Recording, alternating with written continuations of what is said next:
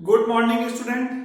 आज group 18 elements के बारे में डिस्कशन करेंगे और ग्रुप 18 एलिमेंट्स पी ब्लॉक के ग्रुप 18 एलिमेंट्स के बारे में बात करेंगे। और ये जो वीडियो है ये दोनों मीडियम के बच्चों के लिए, हिंदी मीडियम के बच्चों के लिए भी और इंग्लिश मीडियम के बच्चों के लिए भी। यहां पर मैं इंग्लिश के वर्ड यूज करूंगा और साथ में हिंदी यूज करूंगा। तो हिंदी मीडियम के बच्चों से रिक्वेस्ट है कि आप जो भी मैं यहाँ पर वर्ड नोट कर रहा हूं, वर्ड बोल रहा हूं हिंदी में, जो भी मैं शब्द बोलूंगा उसको आप अपनी कॉपी में क्या कर लें, नोट कर लें। और इंग्लिश मीडियम के जो बच्चे हैं वो बोर्ड पर जो भी कुछ लिखूंगा वो इंग्लिश में लिखूंगा, उसको प्रॉपर नोट कर लें। चलो बात करते हैं ग्रुप 18 एलिमेंट्स के बारे में। सबसे पहले आप ये देखोगे कि ग्रुप 18 एलिमेंट्स में कौन कौन से एलिमेंट्स आ रहे हैं। तो ये जो आ रहे हैं वो आ रहे हैं कौन कौन से, वो आ रहे हैं आपके हीलियम है, ठीक है, नियॉन, और कौन आ रहा है, ऑर्गन, और कौन, क्रिप्टन और जिनॉन, और कौन आएगा, रेडॉन। ये ग्रुप 18 के एलिमेंट्स हैं। सबसे पहले इनका आप एटॉमिक नंबर लिखो। तो एटॉमिक नंबर जो अपन लिखेंगे इसका लिखेंगे 2। इसमें कितना ऐड कर दोगे, 8 ऐड कर दोगे तो कितना हो जाएगा 10, फिर 8 ऐड कर दोगे 18, फिर 8, फिर अब की बार कितना ऐड करोगे, 18 ऐड करोगे तो 36, फिर अब कितना ऐड करोगे, फिर 18 ऐड करोगे तो 54, अब की बार कितना ऐड करोगे 32, तो कितना आ जाएगा 86। ये आप लिख दोगे। ये एलिमेंट्स हैं आपके सामने, ये इनके एटॉमिक नंबर हैं। अब इनके बाद इसका इलेक्ट्रॉनिक कॉन्फ़िगरेशन लिखना है। तो इलेक्ट्रॉनिक कॉन्फ़िगरेशन कैसे लिखोगे, सबसे पहले इसका लिखेंगे 1s2, ठीक है, इसका लिखेंगे, इसका क्या लिखेंगे, नियॉन, नियॉन का लिख दोगे आप 10 है तो आप लिख दोगे हीलियम, हीलियम से 2 हो जाएंगे और बाकी के बच गए कितने, 8 बच गए, तो 8 को लिख दोगे क्या 2s2 और क्या लिख दोगे 2p6, ठीक है।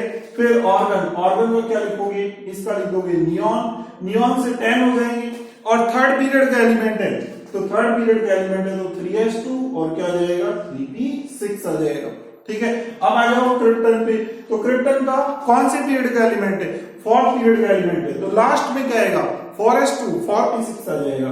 तो नियॉन के बाद जो लिखोगे ऑर्गन, ऑर्गन और यहां पर लिखोगे 3d10 और 4s2 और क्या लिखोगे 4p6, ये लिख दोगे। ये फोर्थ पीरियड का एलिमेंट है इसलिए लास्ट में 4s2 4p6 हो गया। और फिर नेक्स्ट जिनॉन, जिनॉन की बात करते हैं। तो जिनॉन को क्या लिखोगे, इसका लिख दोगे क्रिप्टन, ठीक है, और फिर क्या लिखोगे, ये लिख दोगे 4d10 और क्या लिखोगे 5s2 और क्या लिखोगे 5p6, ये लिख दोगे, ठीक है। ये जो आएगा जिनॉन का जाएगा। टोटल कितने हो गए 54 हो गए, सबको ऐड करोगे। फिर आ जाओ रेडॉन। तो रेडॉन पर बात करते हैं। तो रेडॉन जो है इसका क्या लिखोगे, देखो 86 है तो 54 तो जिनॉन से हो जाएंगे और बाकी के जो बच रहे हैं वो कैसे पूरे करेंगे। देखो यहां पर है 40 तो 4f लिख दोगे तो 4f 14 और फिर 40 से नेक्स्ट जो आएगा वो आएगा 5d10 और कौन से पीरियड का एलिमेंट है 6 पीरियड का, तो लास्ट में लिख दोगे 6s2 और क्या लिख दोगे 6p6। ये रेडॉन का इलेक्ट्रॉनिक कॉन्फ़िगरेशन हो गया। चलो इस तरीके से अपन ने इनका क्या लिख दिया, ये इलेक्ट्रॉनिक कॉन्फ़िगरेशन लिख दिया। ये इनका क्या है, इलेक्ट्रॉनिक विन्यास, इलेक्ट्रॉनिक कॉन्फ़िगरेशन, ये हमने लिख दिया। इलेक्ट्रॉनिक कॉन्फ़िगरेशन, इलेक्ट्रॉनिक विन्यास जो लिखोगे आप वो इनका ऐसे लिखोगे, ठीक है। पहला पॉइंट इलेक्ट्रॉनिक कॉन्फ़िगरेशन। दूसरे पॉइंट पे बात करते हैं। अब दूसरा पॉइंट देखते हैं। तो दूसरा पॉइंट क्या है, दूसरा पॉइंट है वर्ग 18 के तत्वों की उपलब्धता, अबंडेंस ऑफ ग्रुप 18 एलिमेंट्स। तो सेकंड पॉइंट है अबंडेंस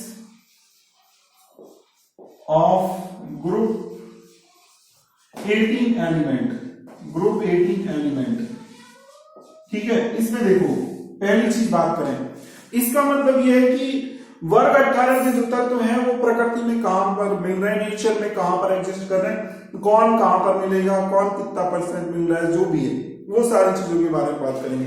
तो सबसे पहली चीज ये है कि रेडॉन जो है Rn वो रेडियो एक्टिव एलिमेंट्स हैं। Rn is radio active element, Rn is radio active element, ठीक है।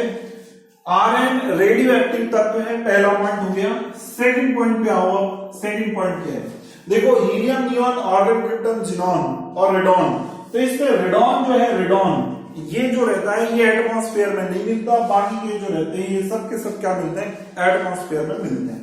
ठीक है, तो सेकंड पॉइंट लिखेंगे except Rn all are present in atmosphere.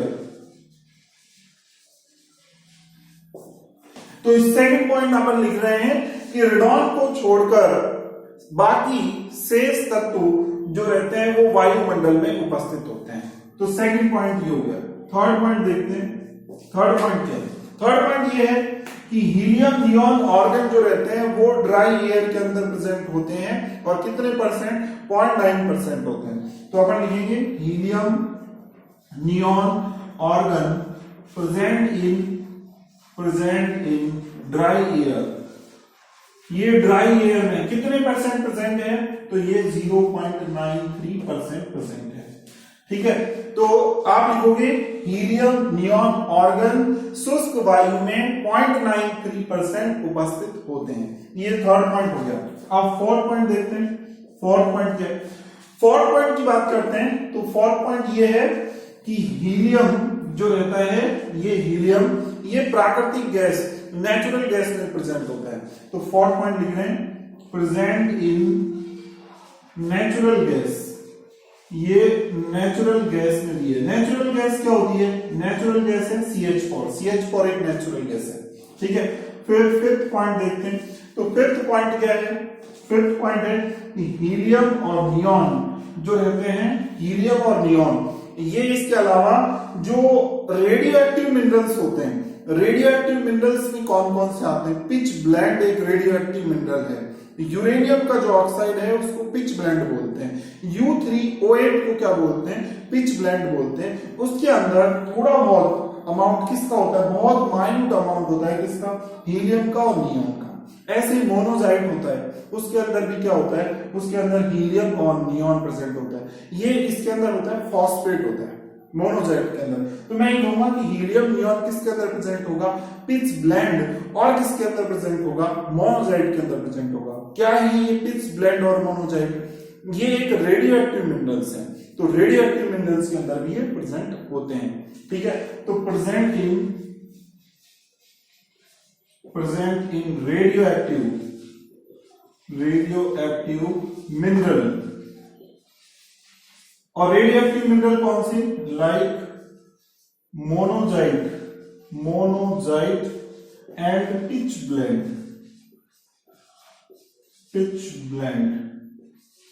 ठीक है, ये तो आप लिखोगे हीलियम नियॉन मोनोजाइट और पिच ब्लेंड रेडियो एक्टिव खनिज में भी उपस्थित होते हैं। ठीक है, तो ये मैंने आपको कितने पॉइंट बताए, 5 पॉइंट बताए। ये अबंडेंस से रिलेटेड बताए मैंने आपको। अब नेक्स्ट जो बात करते हैं, थर्ड पॉइंट की बात करते हैं। इसके बाद थर्ड पॉइंट क्या है, थर्ड पॉइंट में बात कर लेता हूं अब आयोनाइजेशन एंथैल्पी, IE के बारे में। आयोनाइजेशन एंथैल्पी, आयरन एंथैल्पी के बारे में बात करेंगे। तो आयरन एंथैल्पी जो रहती है, इनकी वर्ग में ऊपर से नीचे जाओगे, ग्रुप में टॉप टू डाउन चलोगे तो क्या होगी, डिक्रीज होगी। क्यों डिक्रीज होगी, क्योंकि साइज क्या होता जा रहा है, इंक्रीज होता जा रहा है।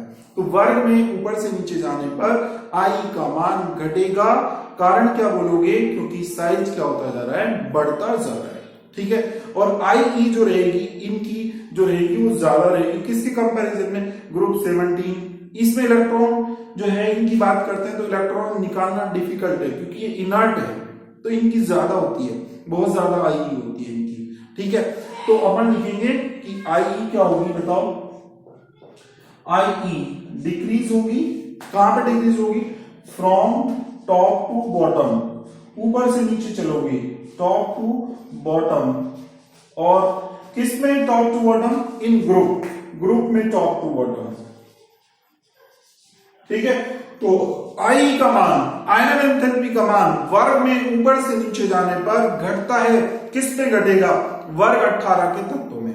तो हिंदी मीडियम के बच्चे इस बात को नोट कर लेंगे, वर्ग 18 के तत्वों में IE का मान ऊपर से नीचे जाने पर घटता है।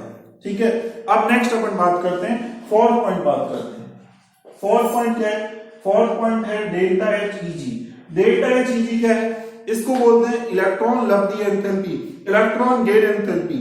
इलेक्ट्रॉन लब्धि एंथैल्पी क्या होती है? इलेक्ट्रॉन को जोड़ना, और इसमें क्या होता है? इलेक्ट्रॉन को निकालना। इतना सा फर्क है। इसमें इलेक्ट्रॉन जोड़ते हैं तो जोड़ने पर कितनी एनर्जी निकलती है, वो होती है इलेक्ट्रॉन लब्धि एंथैल्पी। तो बात करते हैं कि वर्ग में ऊपर से नीचे जाओगे तो साइज क्या होता जाएगा? बढ़ता जाएगा। इलेक्ट्रॉन जोड़ना क्या होगा? इलेक्ट्रॉन जोड़ना डिफिकल्ट होगा क्योंकि अट्रैक्शन कम होता जाएगा। तो फिर हम बोलेंगे कि वर्ग में ऊपर से नीचे जाएंगे तो डेल्टा एच का मान क्या होता जाएगा? डिक्रीज होता जाएगा, कम होता जाएगा। क्यों? क्योंकि अट्रैक्शन क्या होता जा रहा है? कम होता जा रहा है। आकर्षण क्या होता जा रहा है? कम होता जा रहा है। तो वही लाइन इसमें लिखेंगे जिसमें इसमें भी वही लिखेंगे सेम। तो delta H is decrease from top to bottom, top to bottom. Top to bottom ये क्या होगी? डिक्रीज होगी, ठीक है। और किस में डिक्रीज होगी? जब ग्रुप में अपन ऊपर से नीचे चलेंगे। वर्ग में ऊपर से नीचे जाने पर इसका मान डेल्टा एच का मान क्या होगा? घटेगा, ठीक है। इलेक्ट्रॉन लब्धि एंथैल्पी का मान घट जाएगा। अब नेक्स्ट बात करते हैं फिफ्थ पॉइंट। फिफ्थ पॉइंट क्या है? ईएन मतलब ईएन का मतलब है इलेक्ट्रोनेगेटिविटी। तो इलेक्ट्रोनेगेटिविटी इलेक्ट्रॉन को अट्रैक्ट करने की कैपेसिटी है। अब बताओ, वर्ग में ऊपर से नीचे चलोगे, ग्रुप में टॉप टू डाउन चलोगे तो इलेक्ट्रॉन अट्रैक्ट करने की कैपेसिटी क्या हो जाएगी? कम, क्योंकि साइज क्या हो गया? बढ़ गया। तो इलेक्ट्रॉन को अट्रैक्ट करने की कैपेसिटी कम हो जाएगी, और कम होने की वजह से क्या होगा? कम होने की वजह से इलेक्ट्रोनेगेटिविटी क्या हो जाएगी? डाउन हो जाएगी। तो हम बोलेंगे कि ईएन जो रहेगी वो क्या होगी? डिक्रीज होगी, ठीक है। कैसे? From top to bottom, top to bottom ऊपर से नीचे चलोगे, ठीक है। और टॉप टू बॉटम किसमें? इन ग्रुप, ग्रुप में ऊपर से नीचे जाओगे तो क्या होगी? डिक्रीज होगी, ठीक है। तो वर्ग में ऊपर से नीचे जाने पर विद्युत ऋणता का मान घटता है, और रीजन लिखोगे आकार बढ़ने के कारण, ठीक है। ये बात हो गई। तो ये कुछ पॉइंट मैंने बताए। अब नेक्स्ट बात करेंगे फिजिकल प्रॉपर्टी के बारे में। तो देखते हैं आगे नेक्स्ट।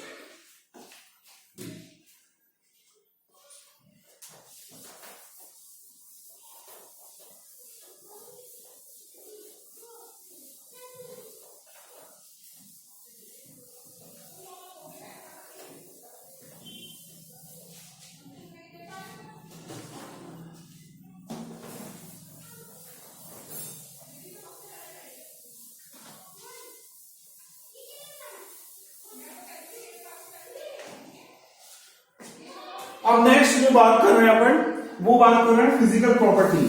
तो फिजिकल प्रॉपर्टी को देखते हैं नेक्स्ट पॉइंट। तो फिजिकल प्रॉपर्टी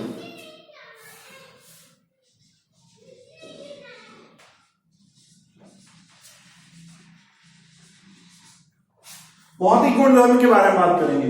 तो फिजिकल प्रॉपर्टी में पहली चीज, फिजिकल प्रॉपर्टी में अपन ये बोलेंगे कि ग्रुप 18 के जो एलिमेंट्स हैं वो सारे के सारे क्या हैं? इनर्ट गैस है, अक्रिय गैस बोलेंगे, ठीक है।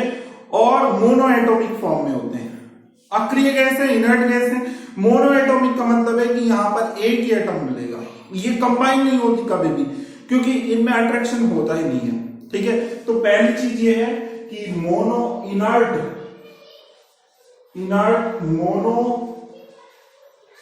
एटॉमिक गैस क्या होती है? इनर्ट मोनो एटॉमिक गैस होती है, ठीक है।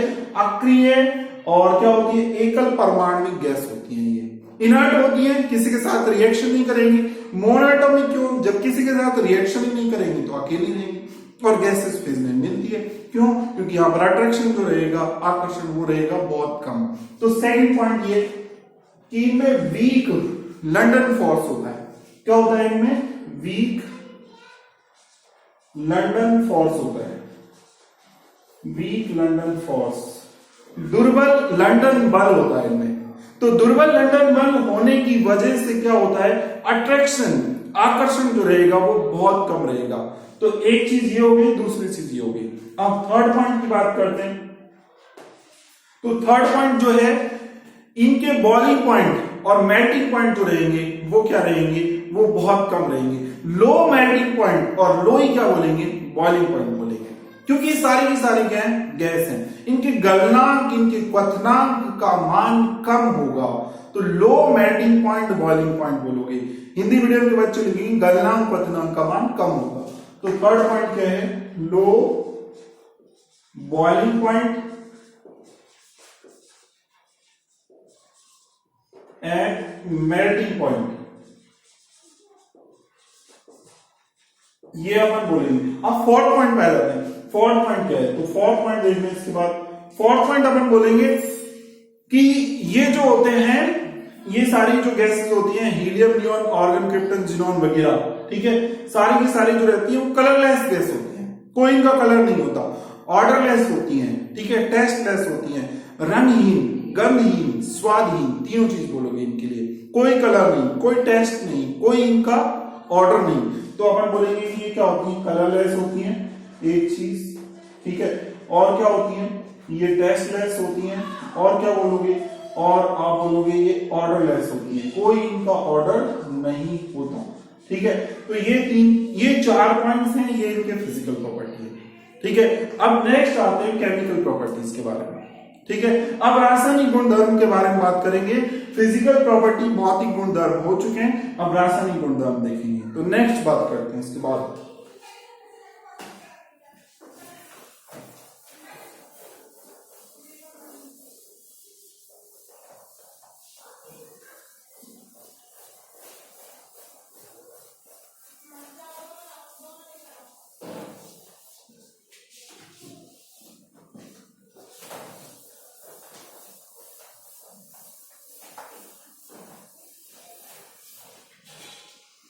तो देखते हैं रासायनिक गुणधर्म, केमिकल प्रॉपर्टीज के बारे में बात करते हैं। तो केमिकल प्रॉपर्टीज को समझने से पहले एक साइंटिस्ट थे, उनका कंट्रीब्यूशन समझते हैं, जिनका नाम था नील बर्टलेट। तो नील बर्टलेट एक साइंटिस्ट थे, उन्होंने इनर्ट गैस के जो कंपाउंड्स होते हैं ना, उन पे एक्सपेरिमेंट किया, और नील बर्टलेट ने एक कंपाउंड बनाया, ऑक्सीजन का एक कंपाउंड बनाया, O2PtF6 बनाया। तो पहला पॉइंट देखते हैं, तो केमिकल प्रॉपर्टी,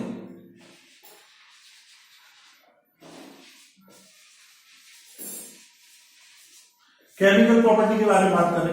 पहला पॉइंट क्या, नील बर्टलेट है, उन्होंने क्या किया, नील बर्टलेट ने एक कंपाउंड बनाया, एक यौगिक बनाया, made a compound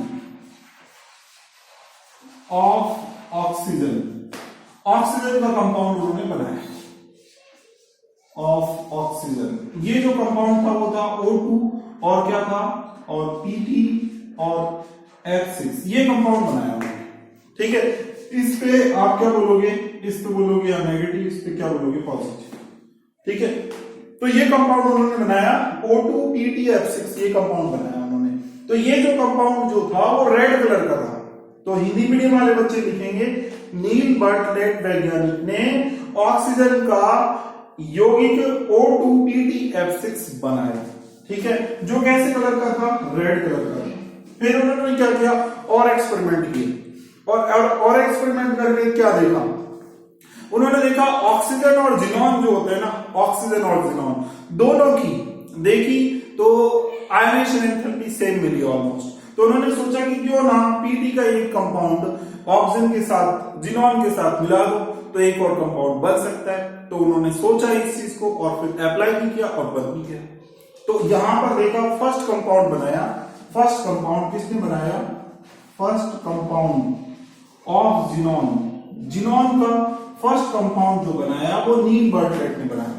first compound of xenon वो कौन सा था, वो था Xe2, और कौन सा था, PtF6, ये कंपाउंड था। ये फर्स्ट कंपाउंड बना, ये जिनॉन का फर्स्ट कंपाउंड, जो किसने बनाया, नील बर्टलेट ने। तो first compound of xenon was made by Neil Bartlett. Neil Bartlett ने ये पहला कंपाउंड बनाया, जिनॉन का ये फर्स्ट कंपाउंड था, ठीक है। और जैसे ये जिनॉन का कंपाउंड बना, नील बर्टलेट ने ये बनाया, फिर तो बहुत सारे कंपाउंड्स बन गए। इसके अलावा और कौन से कंपाउंड बने, हिंदी मीडियम के बच्चे लिख लेंगे क्या, जिनॉन का पहला यौगिक Xe2PtF6 नील बर्टलेट द्वारा बनाया गया, ठीक है। अब थर्ड पॉइंट पे बात करते हैं। तो थर्ड पॉइंट देखें, जिनॉन के फिर और भी कंपाउंड्स मिले। तो जिनॉन के कंपाउंड्स कौन कौन से थे, एक था HCl2, एक था XeF4, ठीक है, एक था XeF6, ये भी होते हैं।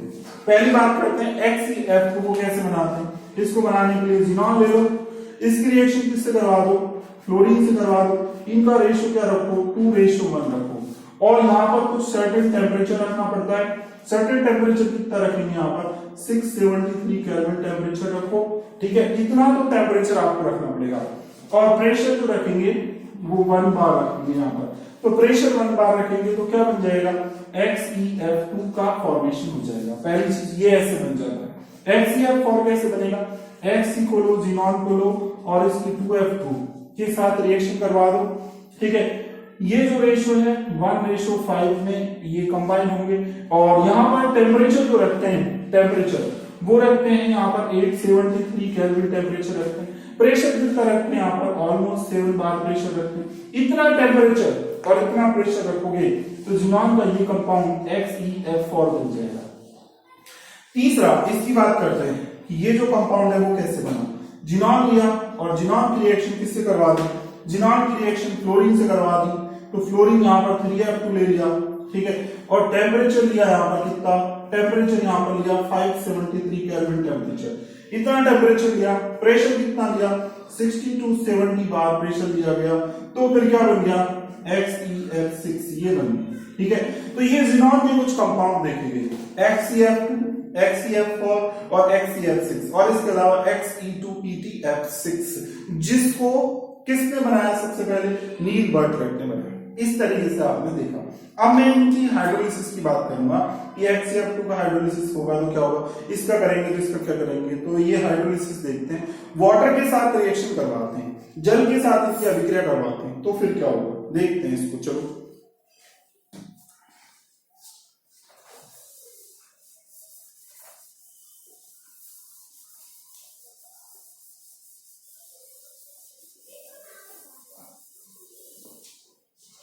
तो हम नेक्स्ट देखते हैं। इसके बाद ये XeF2 इसकी जल के साथ अभिक्रिया करवाते हैं, तो XeF2 की जल के साथ अभिक्रिया होगी तो क्या होगी, देखो XeF2 है ये, इसकी वाटर के साथ रिएक्शन करवाओ, तो वाटर के साथ जब रिएक्शन होगी तो क्या क्या बनेगा, ये आपको पता होना चाहिए। एक तो Xe बनेगा, एक HF बनेगा और एक क्या बनेगा, O2 बनेगा, ये बनेगी। अब इसको बैलेंस कर लो रिएक्शन को, यहाँ पर 2H है 2F है, तो यहाँ पर क्या लगा दोगे, 2 लगा दोगे। यहाँ पर ऑक्सीजन कितनी है 1, तो यहाँ पर 1 है तो इधर क्या लिख दोगे 1/2 और क्या लिख दोगे O2। ये रिएक्शन हो गई XeF2 की, किसके साथ रिएक्शन हो गई, वाटर के साथ। अब नेक्स्ट रिएक्शन करते हैं इसके बाद। तो नेक्स्ट रिएक्शन देखो XeF4 है, इसकी क्या करो, इसकी वाटर के साथ रिएक्शन करवाओ, तो वाटर के साथ रिएक्शन करवाते हैं इसकी, तो फिर क्या होगा, तो इससे देखो क्या क्या चीज बनेगी, इससे Xe बनेगा, प्लस में क्या बनेगा, इससे XeO3 भी बनता है, और क्या बनता है इससे, और इसके अलावा HF भी बनता है, और इसके अलावा क्या बनता है, O2 भी बनता है, ठीक है। अब इसको क्या कर लो, इसको बैलेंस कर दो, यहां पर लगा दो कितना, 3 लगा दो, इधर 3 लगा दोगे तो H कितने हो गए आपके, यहां पर 6 लगा दो, तो ये आप देखोगे कि फ्लोरीन कितने हो गए, यहाँ पर ये हो गए आपके 12, और हाइड्रोजन कितने हो गए 12, तो हाइड्रोजन भी 12 और फ्लोरीन भी 12, तो आप क्या करोगे, यहाँ पे 12 लगा दोगे, ये 12 लगाते हैं, ठीक है। तो ये 12 आ गया। फिर उसके बाद देखो, फिर यहाँ पर जिनॉन जो है वो 3 है, तो यहाँ पर 2 लगा दोगे, ठीक है, 2 हो गया। ऑक्सीजन को देखो, ऑक्सीजन कितने हैं आपके पास, 6 है, 3 ये हो रहे, तो एक काम करो, यहाँ पर 3/2 कर दो, 3/2 और क्या कर दो, O2 कर दो। अब ऑक्सीजन देखो 2 से 2 क्या हो गया, कैंसिल हो गया, ऑक्सीजन कितनी हो गई 3, तो इस तरीके से रिएक्शन क्या हो गई, ये बैलेंस हो गई। तो XeF4 की रिएक्शन H2 से करवाते हैं तो ये बनेगा, XeF2 की रिएक्शन H2 से करवाते हैं तो ये बनेगा, ठीक है। अब नेक्स्ट आ जाते हैं थर्ड, इससे XeF6, ठीक है, इससे इसकी रिएक्शन करवाते हैं किसके साथ, इसकी रिएक्शन वाटर के साथ करवा दो। वाटर का एक मॉलिक्यूल जब लोगे तो इसको बोलेंगे पार्शियल हाइड्रोलिसिस, ये कंप्लीट हाइड्रोलिसिस है, ठीक है, ये भी इसका कंप्लीट हाइड्रोलिसिस है, ये पार्शियल हाइड्रोलिसिस है।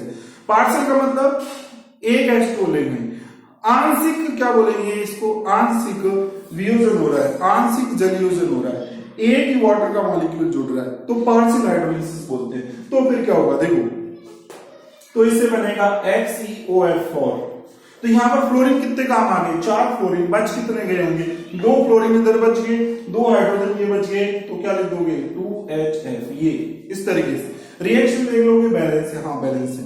अब नेक्स्ट देखो, इसके बाद नेक्स्ट अपन रिएक्शन करवाएं तो XeF6 है, इसकी रिएक्शन जब आप वाटर के 2 मॉलिक्यूल लोगे तो 2 मॉलिक्यूल के साथ इसकी रिएक्शन करवाएंगे तो फिर क्या होगा, तो देखो इससे बनेगा XeO2F2।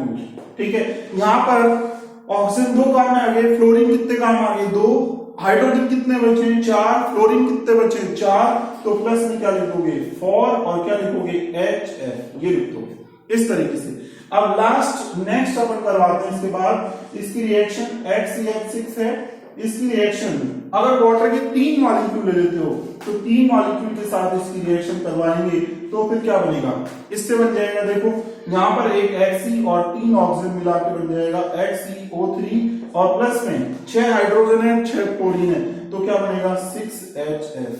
ये रिएक्शन हो जाएंगी सारी। ये हाइड्रोलिसिस मैंने समझाया किस चीज का, XeF2 का, XeF4 का और XeF6 का हाइड्रोलिसिस मैंने आपको बताया। ठीक है, इस तरीके से मैंने डिस्कशन किया इसके बारे में। अब नेक्स्ट इनके स्ट्रक्चर के बारे में थोड़ा सा फटाफट देख लेते हैं कि स्ट्रक्चर क्या क्या होगी इनकी, तो देख लेते हैं फटाफट स्ट्रक्चर से रिलेटेड।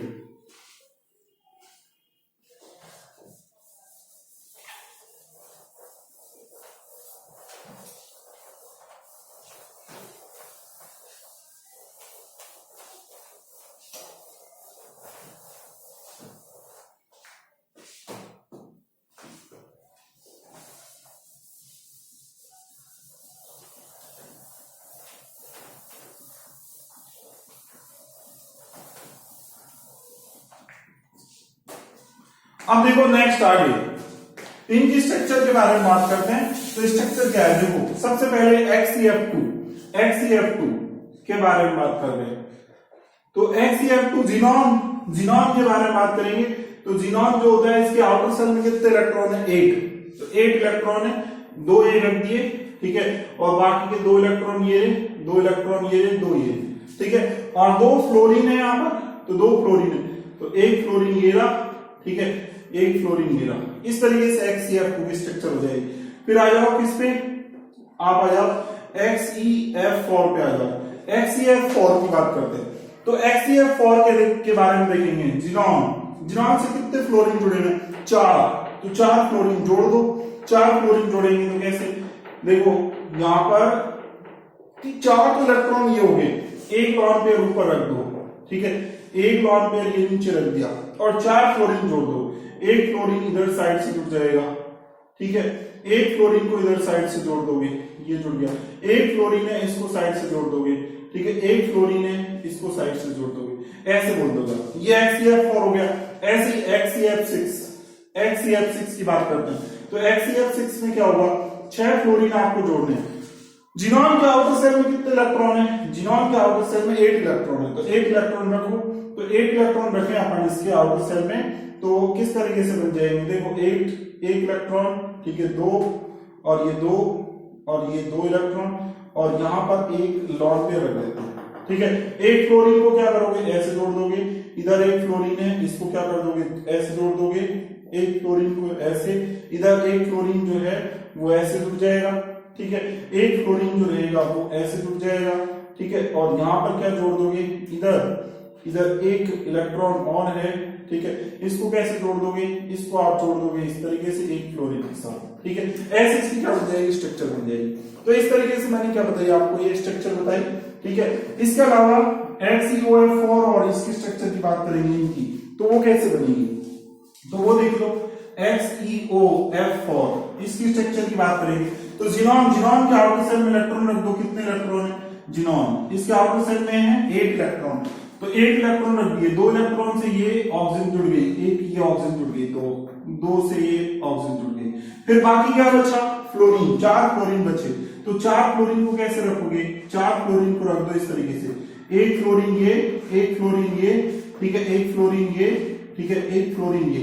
अभी क्या बचा हुआ है इसके पास, लॉन पेयर, तो लॉन पेयर को लगा दोगे ऐसे नीचे, ठीक है। तो इस तरीके से क्या हो जाएगी, XeOF4 की स्ट्रक्चर हो जाएगी। फिर बात करते हैं फिफ्थ पॉइंट है अपना क्या, XeO2F2 इसकी बात करते हैं। तो XeO2F2 में बात करते हैं तो इसमें जिनॉन के साथ दो ऑक्सीजन दो फ्लोरीन जुड़े हुए हैं, तो ये बीच में लो जिनॉन और इसके साथ क्या करो, दो ऑक्सीजन जोड़ दो, एक ऑक्सीजन ये जोड़ दी, ठीक है, और दो फ्लोरीन जोड़ने हैं, तो दो फ्लोरीन, एक ऑक्सीजन ये जोड़ दी, एक फ्लोरीन ये जोड़ दिया, एक फ्लोरीन ये जोड़ दिया, और एक क्या हो गया लॉन्ग पेयर।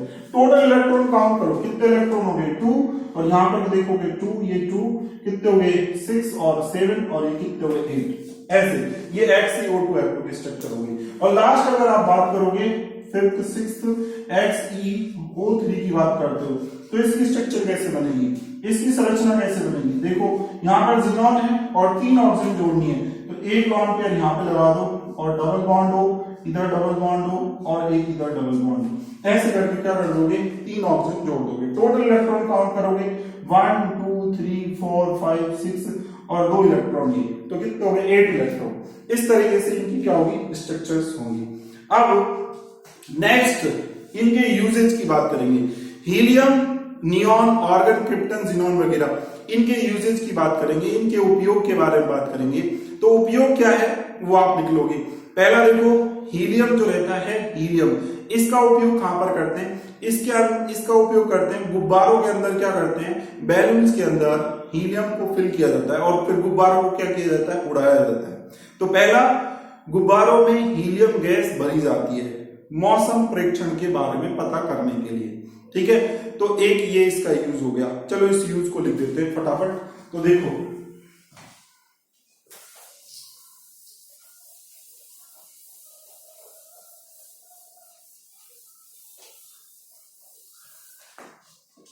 तो यूजेज में क्या लिख रहे हैं अपन, यूजेज में पहला point, He is used to fill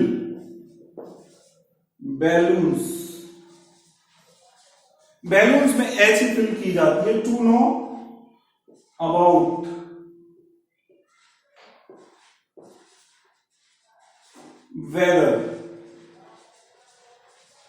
weather के बारे में, मौसम के बारे में जानने के लिए अपन यूज करते हैं। तो हीलियम का एक उपयोग कहां करते हैं, गुब्बारों के अंदर हीलियम गैस भरी जाती है, किस लिए भरी जाती है, मौसम का पता करने के लिए।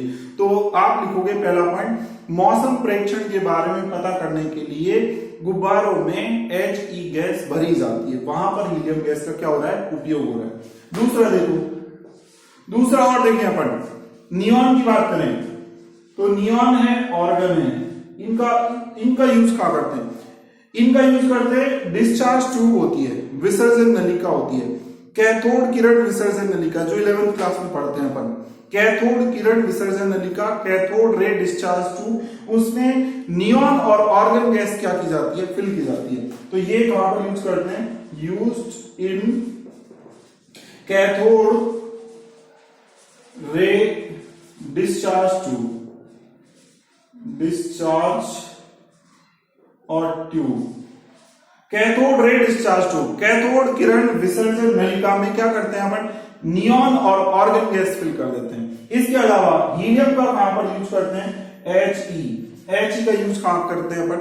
इसके अलावा देखो, इसका यूज करते हैं MRI में, मैग्नेटिक रेजोनेंस इमेजिंग, मेडिकल में करवाते हैं MRI, उसमें इसका हीलियम का यूज करते हैं। इसके अलावा NMR मतलब NMR होता है न्यूक्लियर मैग्नेटिक रेजोनेंस, ठीक है।